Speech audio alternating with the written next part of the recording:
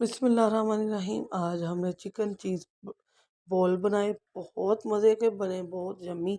और देखिए कितने प्यारे कलरफुल से लग रहे हैं, बहुत सुनहरी से। इसे बनाने के लिए हमने चॉपर में कीमा, प्याज, टमाटर, सब्ज़ मिर्च, टमाटर सॉरी नहीं प्याज, और इसमें ये चीज़ें धनिया डाला और चॉप कर लिया। इसमें अब चिकन को चॉप करेंगे और कीमा बनाएंगे, और फिर इसके बाद हम इसको आलू में मिक्स कर लेंगे। ये मसाला जो आता है हमारा जी, दड़ा मिर्च है, काली मिर्च और नमक है।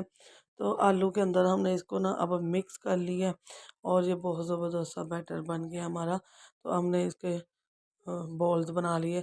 इसके अंदर हमने चीज़ लगाई और बॉल्स बना ली, और इन्हें को